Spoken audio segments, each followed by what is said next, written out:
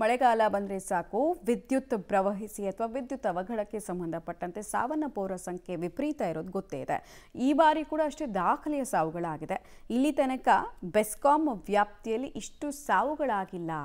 ಈಗಲೇ ಈ ಬಾರಿಯೇ ರೆಕಾರ್ಡ್ ಆಗಿದೆ ಅನ್ನೋದು ಆತಂಕಕಾರಿ ವಿಚಾರ. ಡೀಟೇಲ್ಸ್ ಇದೆ, ನೋಡ್ಕೊಂಡು ಬರೋಣ. ಜನಸಾಮಾನ್ಯರಿಗೆ ಡೇಂಜರ್ ಆಗ್ತಿದೆಯಾ ಬೆಸ್ಕಾಂ? ಒಂದೇ ವರ್ಷದಲ್ಲಿ 150 ಜನರ ಪ್ರಾಣಕ್ಕೆ ಸಂಚಕಾರ. ಬೆಸ್ಕಾಂ ವ್ಯಾಪ್ತಿಯ ಡೇಂಜರ್ ಸ್ಪಾಟ್ಗಳು ತೆರವಾಗಿಲ್ಲ. ಹೌದು, ಬೆಸ್ಕಾಂ ವ್ಯಾಪ್ತಿಯ 8 ಜಿಲ್ಲೆಗಳಲ್ಲಿ ವಿದ್ಯುತ್ ಅವಘಡಗಳಿಂದ ಸಾವನ್ನಪ್ಪುವವರ ಸಂಖ್ಯೆ ಆತಂಕಕಾರಿಯಾಗಿದೆ. ಅದು ಕೇವಲ ಒಂದೇ ವರ್ಷದಲ್ಲಿ 150 ಮಂದಿ ಸಾವನ್ನಪ್ಪಿದ್ದಾರೆ. ಇದು ಒಂದೇ ವರ್ಷದಲ್ಲಿ ಸಾವಿನ ದಾಖಲೆಯಾಗಿದೆ. ನಿಜಕ್ಕೂ ಇದು ಆತಂಕ ಮೂಡಿಸುತ್ತೆ.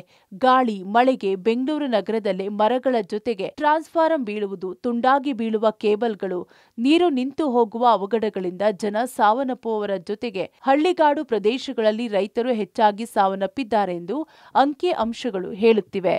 ಬೆಂಗಳೂರು ನಗರ, ಗ್ರಾಮಾಂತರ, ದಾವಣಗೆರೆ, ತುಮಕೂರು, ಚಿತ್ರದುರ್ಗ, ಚಿಕ್ಕಬಳ್ಳಾಪುರ, ಕೋಲಾರ ಜಿಲ್ಲೆಗಳಲ್ಲಿ 2024ರಿಂದ 25ರ ಸಾಲಿನಲ್ಲಿ ವಿದ್ಯುತ್ ಅವಘಡದಿಂದ ಸಾವನ್ನಪ್ಪಿದ ಸಂಖ್ಯೆ 150 ದಾಟಿದೆಯಂತೆ.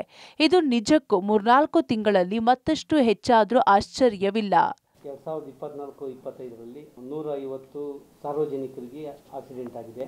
ಕಾರಣಗಳೇನೇನು ಅಂದರೆ ಆ್ಯಕ್ಚುಲಿ ಅವ್ರದ್ದು ಕಂಡಕ್ಟ್ರು ಕಟ್ಟಾಗ್ಬಿಟ್ಟು ಬಿದ್ದಿರೋದು ನಮ್ಮ ಡಿಪಾರ್ಟ್ಮೆಂಟಿಂದ ಆಗಿರೋ ಅನಾಹುತ, ಅದೂ ಒಂದು ಕಾರಣ.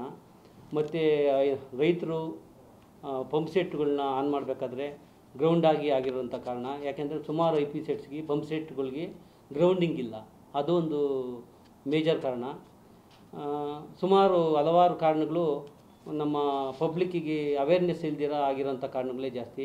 ಬೆಸ್ಕಾಂ ಅಧಿಕಾರಿಗಳು ಸಿಬ್ಬಂದಿ ನಿರ್ಲಕ್ಷ್ಯಕ್ಕೆ ಅವಘಡ, ಸಾರ್ವಜನಿಕರ ಬೇಜವಾಬ್ದಾರಿಯಿಂದಲೂ ದುರಂತಗಳು. ಬೆಸ್ಕಾಂ ಅಧಿಕಾರಿಗಳು ಬಹುತೇಕ ಹೆಚ್ಚಿನ ಅವಘಡಗಳಿಗೆ ಸಾರ್ವಜನಿಕರ ನಿರ್ಲಕ್ಷ್ಯವೇ ಕಾರಣ ಅಂತಿದ್ದಾರೆ. ಆದ್ರೆ ಇದೇ ಜೊತೆಗೆ ಬೆಸ್ಕಾಂ ಅಧಿಕಾರಿಗಳು ಹಾಗೂ ಸಿಬ್ಬಂದಿಗಳ ನಿರ್ಲಕ್ಷ್ಯವು ವಿದ್ಯುತ್ ಅವಘಡಗಳಿಗೆ ಕಾರಣ ಅನ್ನೋದು ಅಂಕಿ ಅಂಶಗಳಿಂದ ಬಯಲಾಗಿದೆ. ಇನ್ನು ಅವಘಡ ತಡೆಗೆ ಹಲವು ರೀತಿಯಲ್ಲಿ ಜನರಿಗೆ ಅರಿವನ್ನ ಮೂಡಿಸಿದ್ರೂ ಕ್ಯಾರೆ ಎನ್ನುತ್ತಿಲ್ಲ.